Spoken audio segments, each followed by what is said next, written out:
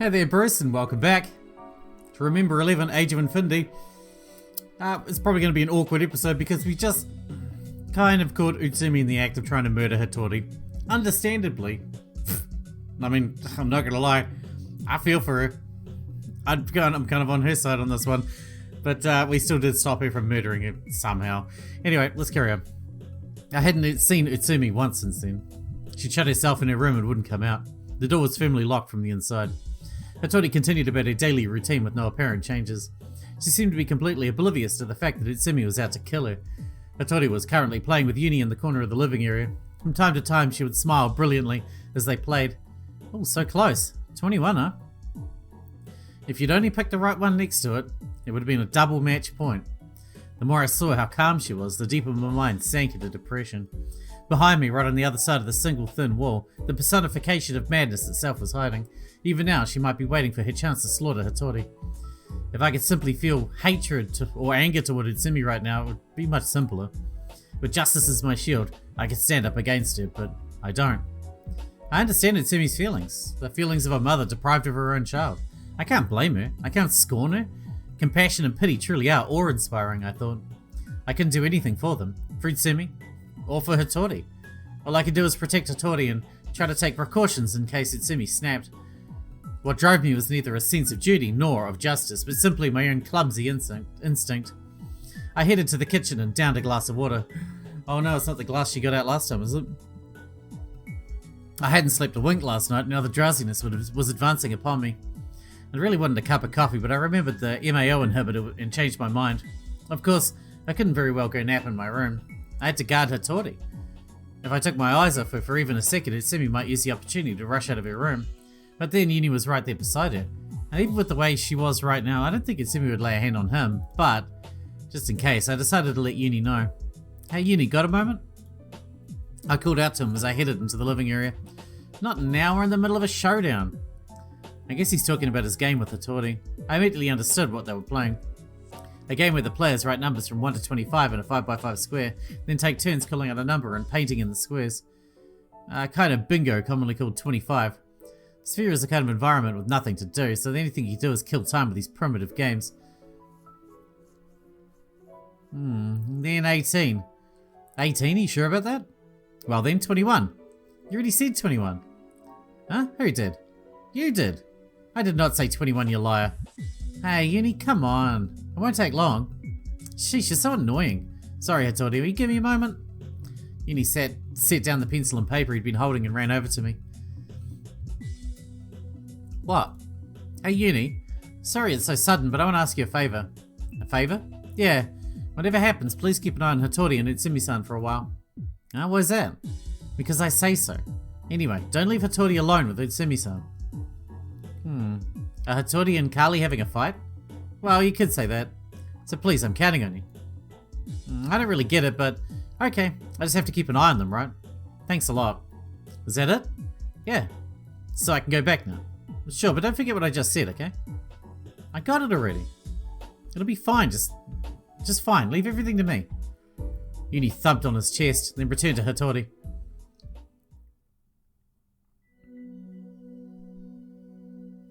I returned to my room for my coat and then headed outside.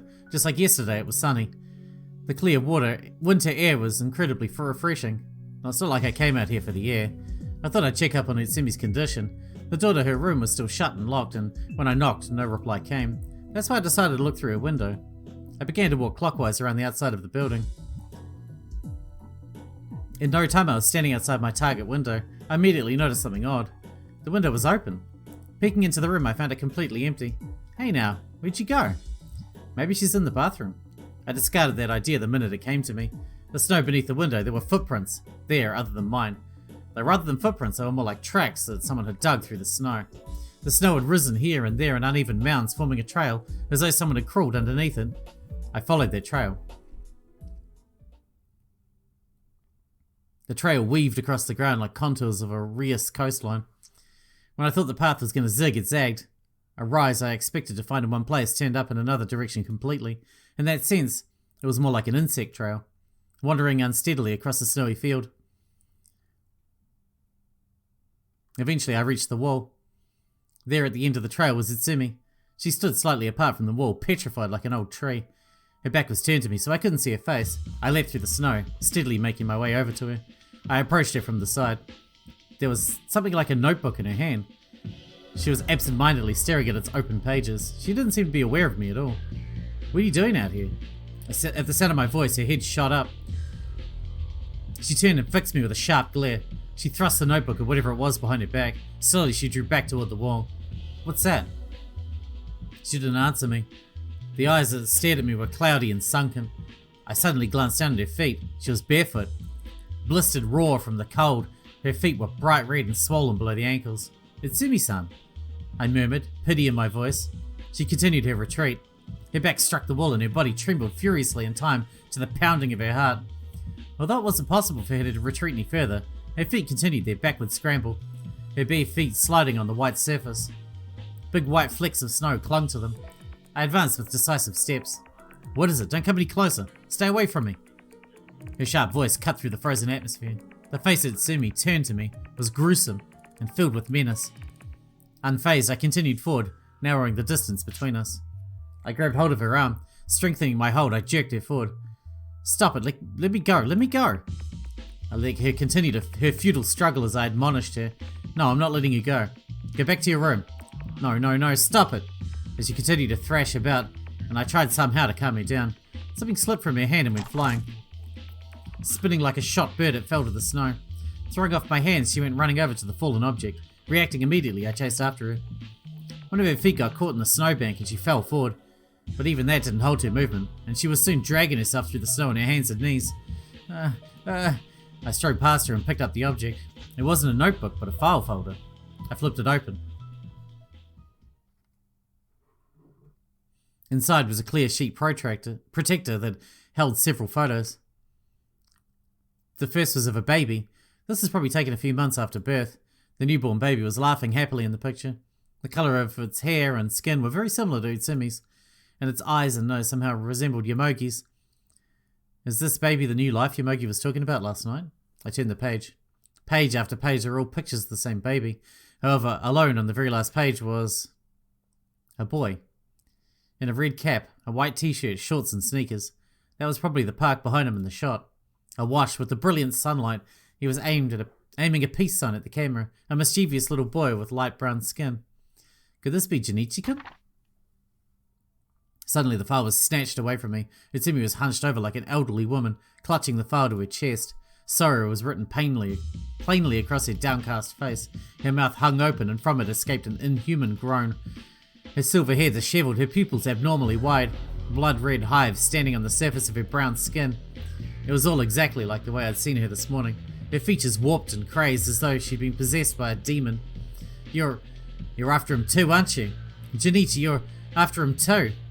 A deep pain throbbed in my chest, as though I'd been gutted. Slowly torn apart, I felt as though my heart was about to break. Utsumi-san, let's go back. I was finally able to whisper. Go back? Where are you asking me to go back to? I've nowhere to go. A place to go back to, huh? That's not true, right? You still have both Yomogi and a child. A child? Don't you? A baby born last August. That baby's waiting for you. That's why wherever that baby is, that's the place you should return to. How did you know? What? How did you know the birth was in August? Because I heard it from Yomogi-san. He told me last night that the due date was in August. That means the baby would have been born last August, right? What are you saying? Ah, geez, how do I explain it? You probably won't believe me, but I met the Yomogi of 1 year ago on Mount Akakura. That's why I know about Junichi-kun and your baby. I heard it from him. Stop talking nonsense. Is there something wrong with your head? I mean, we're in a mental hospital, so yes? That's my line. I don't think you're in your right mind either. I'm begging you, please go back to the old Utsumi-san. I'm perfectly sane. Saying all this even when you don't know a thing. Don't toy with me. What do you know? Junichi, that child was killed by Inabushi Kaiko. The only thing you know... You only think you know the facts. That some boy was murdered. That's the extent of it. Things like what kind of child Junichi was, how we spent our daily life together. You don't know that, do you? Saying that, she silently began to tell me her story, while fighting back the tears that threatened to overflow from her eyes. Her eyes fell to one of the photographs. Yomogi Junichi-kun, age of death 9 years old. On the day of his 9th birthday, he departed this world. Mischievous, willful, always causing trouble, and yet an unusually lonely and clingy child. At night, if he had a bad dream, he'd crawl into his mother's bed and fall asleep. As if wanting her smell, he'd press his nose against her arm. As soon as the sun rose, he'd leap out of the bed and bounce around with the energy of a kitten. He loved doing dangerous things so much that he once climbed up the chimney of a public bathhouse, causing a great ruckus. All the adults gathered together, trying to persuade him to come down, but he wouldn't leave the chimney. Later we found out that he'd frozen in fear and couldn't get down, and then dusk fell. Yomogi finally came to save him. Yomogi didn't scorn his son with harsh words. He just smiled quietly and gently patted his head. And Junichi-kun cried at the top of his lungs, sobbing and wailing. Even after he ran out of tears, he cried and cried. I'm sorry, over and over again. He apologized as he clung tightly to Yomogi's leg. He was a boy of ever-changing emotions. When he laughed, it was with his whole heart, and when he cried at the top of his lungs. He was 5 years old the first time he was sent out on an errand. Instead of cabbage, he accidentally bought lettuce. And Utsumi said, what a pity, I was going to make cabbage rolls for dinner. When he saw the troubled expression on his mother's face, Junichi frantically tried to play dumb, but the old man at the store told me. While trying his best to make excuses, his eyes began to overflow with tears. I'm saying it's fine. I said it's fine. So I gave him the money like he told me. And then I got the right change, see? I said it's fine, so the old man said so. He was probably so ashamed he couldn't bear it, and so he cried. Utsumi wanted to comfort him, so she spoke to him gently. But the more she tried to comfort him, the harder he cried. He was a crybaby. Athletics was the one area where he excelled, and the training wheels came off his bike when he was still in kindergarten. Of all the neighborhood children, he was the first. He must have been very pleased with that, because he showered his bicycle with love after that. One day they decided to go shopping together in the next town over. Yomogi and Utsumi had intended to go there by train, but Junichi-kun wanted to bike there, no matter what, and wouldn't listen. In the end, he rode there on his bike by himself while his parents took the train. On that very day, there was an accident, and all the trains were stopped. Having reached their destination first, he smiled proudly. He hadn't learned how to wink yet, so he squeezed both eyes shut in an attempt to look gallant. That's why I said the bikes were fast. By the time he'd started elementary school, he could even ride it with no hands. Even when going downhill, even when passing a car, he wouldn't stop. Stop doing that, it's dangerous. Even after Utsumi scolded him, he continued riding like that, his face supremely unconcerned.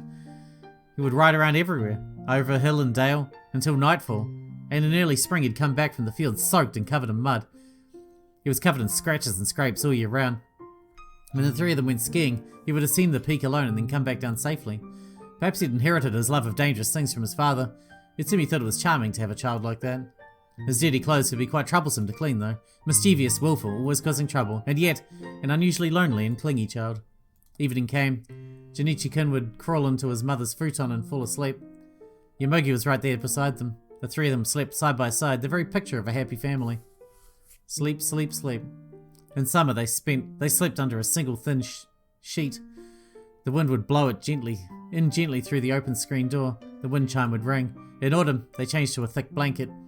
The wind would begin to grow colder. Outside, the fallen leaves would rustle as they tumbled about. Winter came and Yomogi would disappear. In order to support the two of them, he risked his life climbing snowy mountains. Mother and child would embrace each other, waiting for Yomogi to return. Even in the city, it would begin to snow. Down and down it would come until it lay thick on the ground. And then, spring would come again. As soon as the sun rose, Junichi would start bouncing around. He'd come home caked in mud. Many days passed this way. Then months, then years. Time passed in an instant. And then, on January 1st, 2009. Do you know how he died?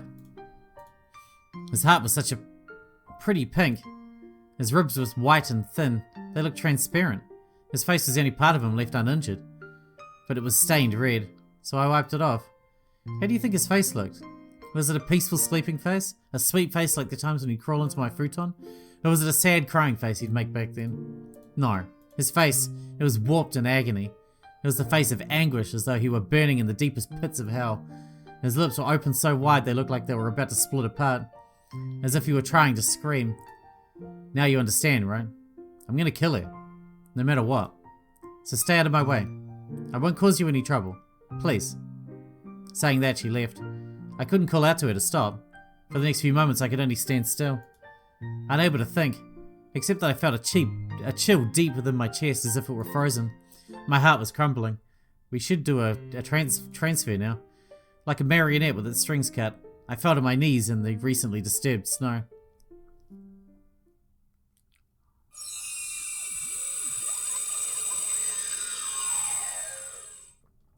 There it is. Let her kill her.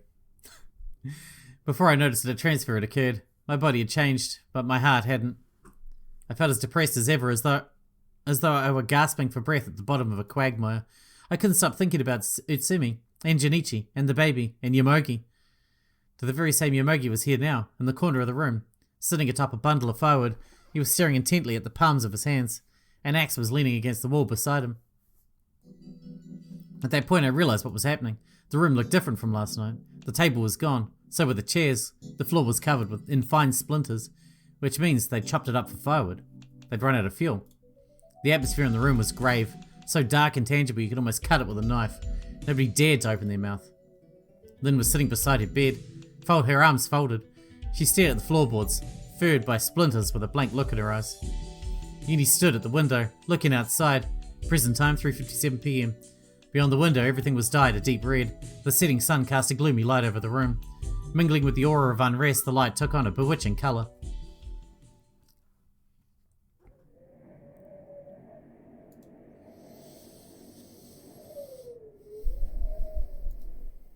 Poor Utsumi.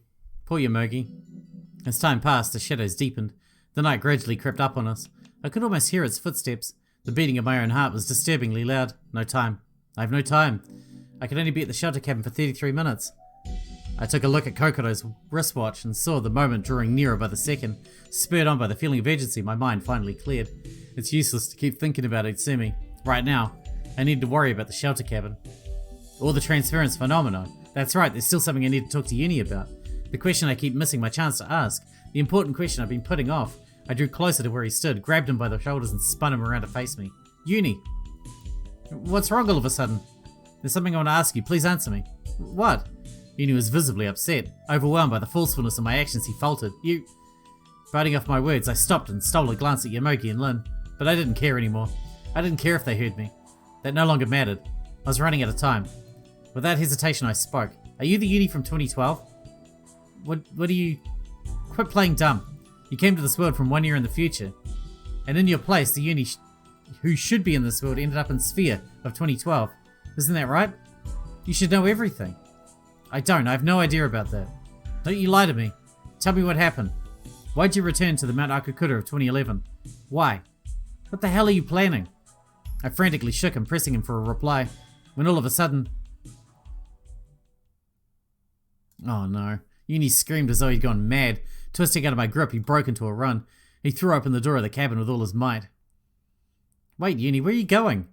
Deaf to my attempts to stop him, he dove out into the snowfield. I ran out after him. I plunged into the fallen snow. The sunset had dyed itself as a deep crimson. Striding across it, I ran, kicking up snow as I went, but in spite of my efforts, it didn't look like I stood the slightest chance of catching up to him. Yuni was getting away from me, springing across the frozen surface with the agility of a snow rabbit. Meanwhile, I could only trudge awkwardly through it. Of course, this is another person's body, a woman's body. Yuni! Yuni! I shouted toward his back, which grew ever smaller in the distance. Without turning around, he barreled up to the gentle slope of the hill. Oh man, 33 minutes is up already? That was a fast 33 minutes, man.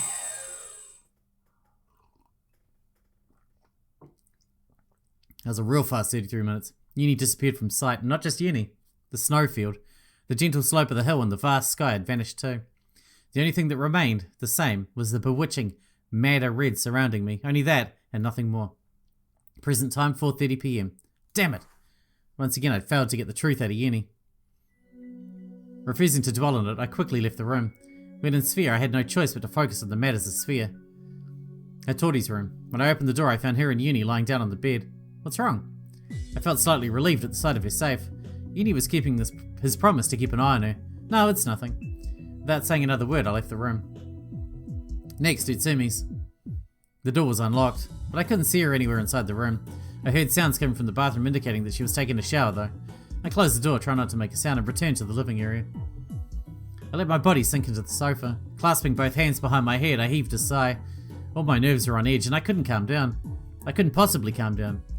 Utsumi's out to kill Hattori. Someone's out to kill me. The shelter cabin's run out of fuel. Yuni's behaviour there is as baffling as it gets. How the heck did it come to this? How many times have I recited those very same words by now? Thinking back, it was on January 11th. It all began after I went up the clock tower. Why I did that, I still don't know. I'm not even sure how I got up there in the first place. The entrance leading up to the roof of the clock tower. I didn't know where it was. All of a sudden, I remembered something. Back on January 11th, when I asked Utsumi why I went up the clock tower. The last time I saw you, if I recall correctly, was around 3:30 PM. I just saw you from behind going up down the stairs from the living area. She'd said something like that. Going down the stairs? I don't need to go down the stairs to go up the clock tower. When it comes to stairs, I can only think of one possibility here. The stairs leading down to the storeroom. I sprang up from the sofa and decided to head there. There's a way up from the storeroom. I went down the stairs and reached the storeroom. I found some crates piled up unnaturally in the corner. I moved them out of the way. A door came into view. I found it so quickly it was almost a little anticlimactic. Just like when I opened that front gate. Had I by any chance known about this door from the start? I had that feeling. There was a card reader terminal on the wall beside the door. The SPHIA front gate opened with the ID card, so maybe this door too. I pulled the card out of my pocket and set it in the reader. That means whoever pushed us must have their own card as well, so they work here. Utsumi. The door opened. I pushed it open and stepped into the darkness as if drawn in. On the other side of the door, an empty room spread out in the dim light. Where am I? Squinting, I take a look around. I was in a small room. I walked around, ascertaining its layout. There was an iron door on the left-hand side of the room. Another room deeper underground. I decided to leave that door for later and continued with my examination. Next to the door was an enormous machine resembling a supercomputer. It was currently operational. I could hear the dull sound of a fan echoing through the room. On the other side was a single chair enshrined by a bank of control panels. Above the panels was an array of monitor screens. The images reflected in each monitor barely illuminated the grey room. Upon further inspection, they appeared to be showing areas of SPHIA. Every private room, the living area, the kitchen, the basement storeroom, the front entrance, the gate, and the basketball court. This could be a surveillance room. I never noticed them, but it looks like SPHIA had hidden cameras positioned everywhere. It's obvious if you think about it. This facility is the Specified Psychiatric Hospital for Isolation and Aegis. Of course there'd be equipment for keeping the inmates under surveillance. Nevertheless, what happened to the guards supposed to be stationed here? Or any of the staff for that matter? Is that us? The question that had nagged me at me earlier reared its head once more. There was another room back there. Where did it lead?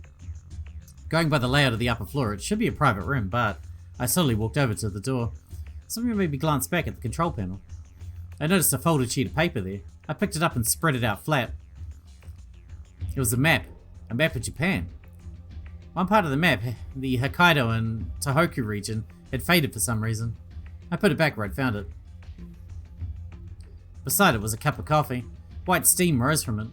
White steam? That means someone's been in here recently. Huh? I felt a chill run down my spine. It's that guy we killed. The fact it's still hot means it's freshly poured. And that in turn means that there's someone else here. Preparing for their arrival, I braced myself. Who was it? Where are they hiding? At the moment I thought that, the lights in the ceiling came on. The grey room was flooded with light. Welcome. An unfamiliar male voice. I turned around and jumped back as though repelled. That's the one we killed, right? There stood a man. I've been waiting for you. I was just thinking it was about time for you to show up. Waiting for me? Who the hell is this guy? I didn't recognize him at all. No, it's strange. Something isn't right. What is it? This feeling? I don't know this man, I've never met him, and yet, within the memory store of my hippocampus, fragments of something almost forgotten resurfaced and submerged again and again. I almost felt as though I'd known him for years. It was the same feeling I had when I met Yomogi in uni. Is this connection to my lost or maybe transplanted memories too? You... I managed to wring a few words from my dry throat. Who are you? Hearing those words, the man shrugged his shoulders in disappointment. Really? This is quite troublesome. It seems you really did forget everything. I'm Inomoto Naoya. How about you? How about now? Still don't remember anything? As I thought, I know this man. No, I knew him. But even when I heard his name, I couldn't remember a single thing about him. Or maybe it's not that I couldn't, but that I didn't want to. Am I subconsciously blocking out my memories of this guy? Since you're making a weird face, I guess you really don't. Well, so be it. Never mind me. It's a trifling matter compared to the importance of what's taking place here and now. What's taking place here and now? You don't get it. I'm talking about what's happening to you right now. What? Don't tell me, the personality exchange. Or perhaps the person trying to kill me? Anyway, this is quite a pain. We certainly have found ourselves in a troublesome state of affairs. I should never have let you go up to the clock tower. What do you say? What if the shadow that appeared behind me on the clock tower had been this man? The one who pushed me off it. And had tried to kill me, again and again. Oh, what's wrong? Was it you? The one who pushed me off the clock tower? And tried to murder me, was it you? Inamoto suddenly flashed me a chilly smile and pushed his sunglasses up the bridge of his nose. Should I take that as a yes or a no? Why won't you answer? Was it you or not? Answer me. I have no need to answer that. It's a meaningless question. And yet another trifling matter. Trifling matter? My life's on the line and you're saying it's meaningless? Or is this all you're doing from the start? Inamoto and I glared at each other for a while. Well, I was glaring at Inamoto, that's for sure. But unfazed by my attitude, Inamoto was just watching me coolly. You want to know? Huh? Do you really want to know who's trying to kill you? Obviously I do. I can't die just yet. And first of all, why should I have to die for God knows what reason? I'll catch the killer and then I'll make them tell me everything. Looking away from me, Inamoto muttered, I don't think that would do you any good though. Even if you did find out, as you are now, it would only serve to confuse you. What? Do you mean? Oh well, if you want to know that badly, I'll show you later. Show? I just finished organising the data from before when you just got here. Inamoto ignored my question and continued, I can show you the scene if you wish to see, just as you wish to see it. What's he going on about? What the hell does that mean? But as you said before, even if I showed you, to you, as you are now, it would be meaningless. Besides, in the end, it would barely scratch the surface. What's truly important, what's happening within you, you can't even imagine. Happening within me? Is he talking about the personality exchange phenomenon? Do you get it? What's truly important is not what your eyes can see. The truth can't be seen with a pair of eyes alone. The truth? Inamoto raised his index finger and gently touched it to his forehead. This is where you truly see the truth. I don't know why, but Inamoto's words momentarily overwhelmed me. I have no idea what he's talking about, but his words cut right to the heart, as though he cast a spell over me. No, that's not it. Maybe I knew it from the beginning. That there were meanings behind Inamoto's words. Now then, this should be satisfactory. What you need to know right now, the things you must know, don't simply concern your physical safety. I'll explain the more important parts to you. You do know what I'm talking about, don't you? The personality exchange. Correct. As I thought, you're no fool. Inamoto curved his lips into an oval-wide grin. Well, where should I begin? With those words, Inamoto walked over to the chair in front of the console. Rather, I wonder, how far back do you remember? Inamoto sat down, leaned against the back of the chair and asked that of me. Let's start from there. What I know? Yes, please do tell me. Inamoto laid an elbow on the armrest and propped his chin in his hand, urging me to begin. Okay. I closed my eyes and thought over everything I'd come to understand thus far. After that, I softly resumed speaking. About my proposition R. The personality exchange. My goals at both Aosagi Island and Mount Akakura, Utsumi and Hattori. In regards to R1, Inamoto took great interest in it, and I even managed to come across new realizations from time to time as I listened to him speak. However, he had no interest in R2 and R3, and it seemed like he was ignoring me outright when I brought them up. Once I finished, Inamoto leaned back in his chair. Bravo! And congratulated me with a smuttering of light applause. No, that was truly splendid. You did well in deriving that much from such limited information. Magnificent! A transfer between Aosagi Island and Mount Akakura. The transfers from Aosagi Island and Mount Akakura do not occur at predetermined intervals, but completely at random. However, when it comes to the transfers from Mount Akakura to Aosagi Island, the phenomenon maintains a duration of 33 minutes before changing back. These transfers do not occur at the exact point in time, but rather within a period of 1 year in between them.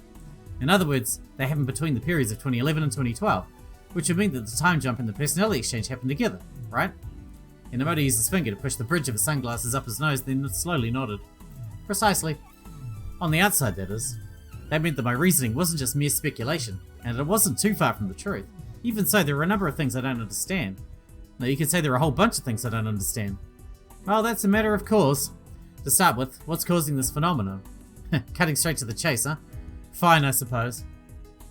Inamoto stood up from his chair and walked toward the supercomputer. It's because of this device. Saying that, Inamoto placed his hand on it. Because of the process of this device, the phenomenon is allowed to occur. Explanation over. Sorry, but I have no idea what you mean. What is this device? How does it work? In the first place, you must have a lot of blackouts with such a large-scale device, right? What do you do then? Does that put a stop to the phenomenon? What if it was in mid-operation, for example? If the device stopped while a personnel exchange was still occurring, it'd be bad, wouldn't it? Slow down for a moment. Could you not ask so many questions at one time? Let's go in order, alright? First, about the latter issue, there's no need for concern. SPHIA is equipped with its own generator, a personal power supply in other words.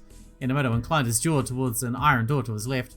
With this much space, it might actually be possible. Moreover, if worst comes to worst, he'll switch to a backup power supply. The backup supply is sufficient to provide several hundred hours worth of electricity. The probability of an accident occurring is 0.000, etc. Next, about the former of your two main concerns, can the details wait until later? If I don't explain it in order, it'll be more difficult for me. Understood. I still have other questions. About the moon. The phase of the moon was the same at both Mount Akakura of 2011 and SPHIA of 2012. More specifically, they were both in the correct phase for the year 2012. About the ocean. At Mount Akakura, after climbing out of the bowl-shaped hollow, I saw an ocean there. Moreover, at Asagala, when I opened the front gate of SPHIA, there was an ocean waiting there for me as well. What does it mean? Before I answer that, there's something I must say. You seem to be misunderstanding. Misunderstanding? It's not a personality exchange that you two are undergoing, but personalities aren't what's being transferred. What's really being transferred is space. Huh? Space itself is being transferred. To be specific, it's space that leaps through time and is transferred. In other words, it's a space-time transfer. Space-time transfer? Yes. Having said that, Inamoto once again took a seat and began typing something out on the keyboard. Why are we gonna murder this guy? Like, he does seem dodgy as, but he isn't like, he's helping, right? Alright, we're gonna stop here because I feel like this is gonna be a long explanation. And we're already half an hour in, so we'll wrap it up here and we'll continue the explanation in the next episode. Sorry about the cliffhanger there, but you know how it is. Otherwise it'll be an hour long. Anyway, thanks for watching, Bruce, and I'll see you in the next one.